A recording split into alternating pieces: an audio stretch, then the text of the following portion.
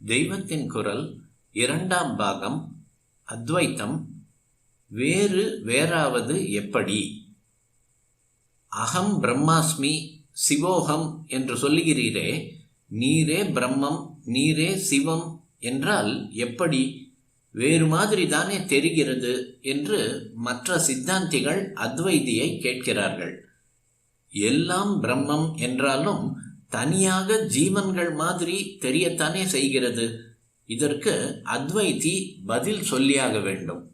அத்வைத்த சாஸ்திரங்களில் 2 விதமாக விடை சொல்லி இருக்கிறது. சுவாமி நாமாவது எப்படி என்றால் அது 2 தினுசு.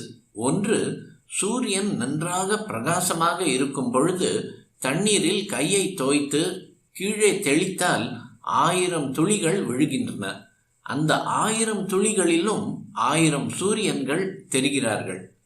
ஒரே சூரியன் அப்படி 1000ஆக தோன்றுகிறான். எந்த பதார்த்தத்தில் தெரிகிறானோ அதற்கு தக்கபடி அவனுடைய அளவும் இருக்கின்றது.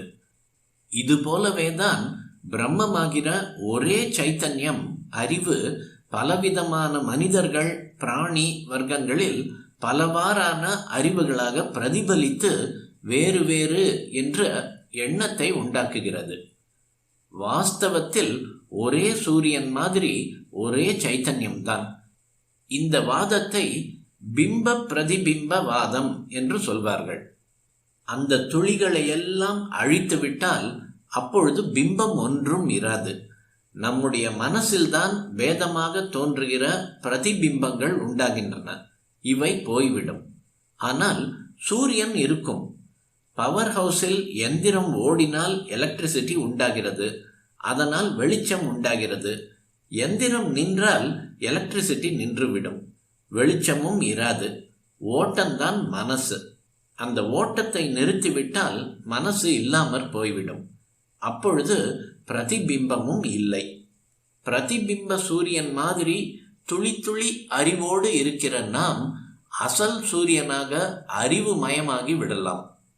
பரமாத்மாவும் ஜீவாத்மாவும் பிம்பமும் பிரதிபிம்பமும் என்கிற போது அந்த துளி வற்றி போனால் பிம்பம் மறைகிறதே தவிர சூரியனாகிவிட்டதா என்ற கேள்வி வருகிறது. இதற்கு பதிலாகத்தான் இன்னொரு விதமான வாதத்தையும் அத்வைத சாஸ்திரங்களில் சொல்லி இருக்கிறது. இது அவச்சின்னவாதம் என்பது. கிணற்றில் நிறைய ஜலம் இருக்கிறது. ஒரு செம்பை முழுக வைத்து இழுத்து கொண்டே போகிறோம். செம்புக்குள் இருக்கும் ஜலமும் கிணற்றுக்குள் இருக்கும் ஜலமும் ஒன்றே தான். 2க்கும் வித்தியாசம் இல்லை. ஆனால் செம்பை கிணற்று ஜலத்துக்குள் இழுத்து கொண்டு போகும் போது அதற்குள் இருக்கும் ஜலம் தனியாக வருகிறது போல் இருக்கிறது. ஒரே ஆகாசம் எங்கும் நிறைந்திருக்கிறது. ஆகாசம் எல்லாவற்றிற்கும் இடம் கொடுக்கிறது. எங்கும் பரவி இருக்கிற இந்த ஆகாசத்திற்கு மகாகாசம் என்று பெயர். திறந்த வெளியில் காலியாக பல குடங்களை வைத்தால் அவற்றுக்குள்ளும் ஆகாசம்தான் இருக்கிறது. குடத்திற்குள் இருக்கிற ஆகாசத்திற்கு கடாகாசம் என்று பெயர். கடம் என்றால் குடம்.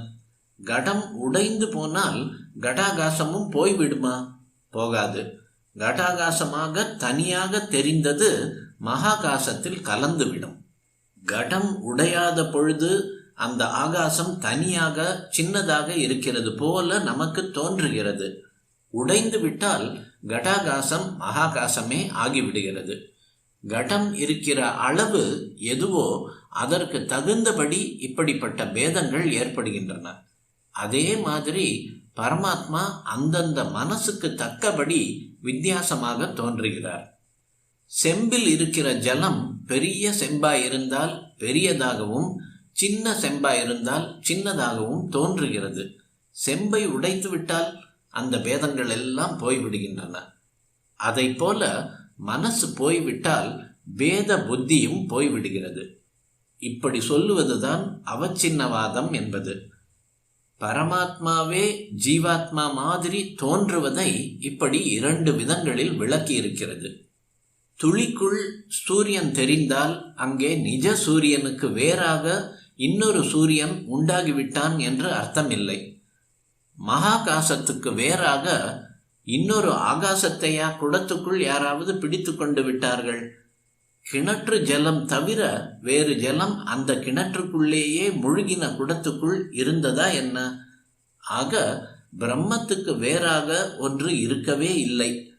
பரமாத்மாவுக்கு வேறானவன் இல்லை ஜீவாத்மா. பரமாத்மாவே தான் வேறு மாதிரியான ஜீவாத்மாவாக நம்முடைய அஞ்ஞானம் மறைக்கிற வரையில் தோன்றுகிறான்.